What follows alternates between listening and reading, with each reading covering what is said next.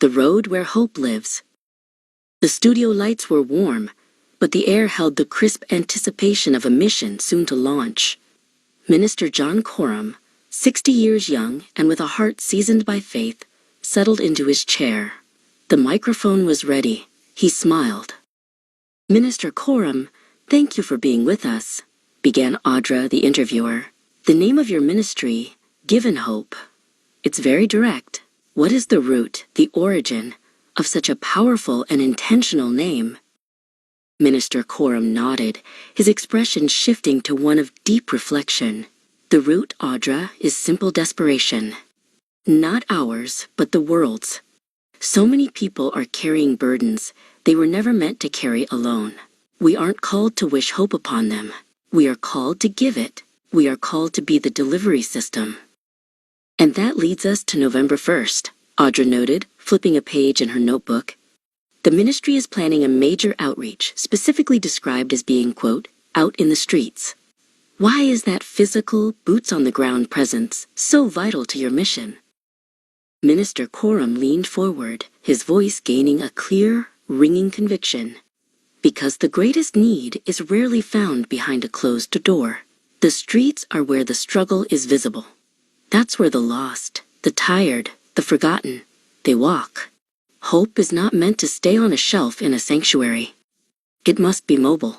It must be accessible. It must meet you right where you are."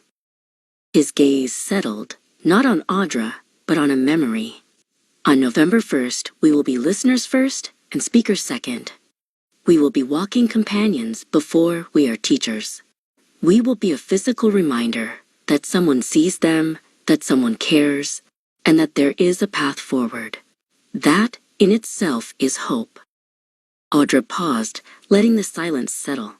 "But minister, how do you share hope with someone who is utterly cynical, with someone who has tried and failed, or simply doesn't trust the idea of hope anymore?" "You show up," the minister answered simply, sitting down again. "And then you show up the next day, and the day after that. It's not a one-time transaction. It's a long-term investment. Sometimes, hope begins with nothing more than a shared cup of coffee and a moment of genuine human connection that expects nothing in return."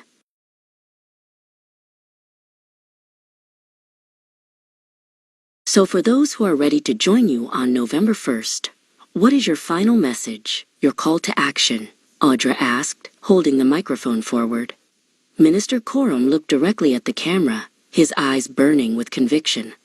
"It is time to lace up your shoes. It is time to look beyond your own porch. Bring your faith, bring your compassion, and bring a listening ear. Let's not wait for the world to find hope. Let's give it to them."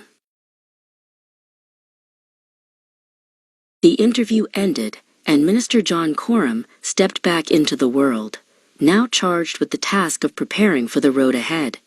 The mission of the ministry, to move compassion from the theoretical to the physical, was about to begin.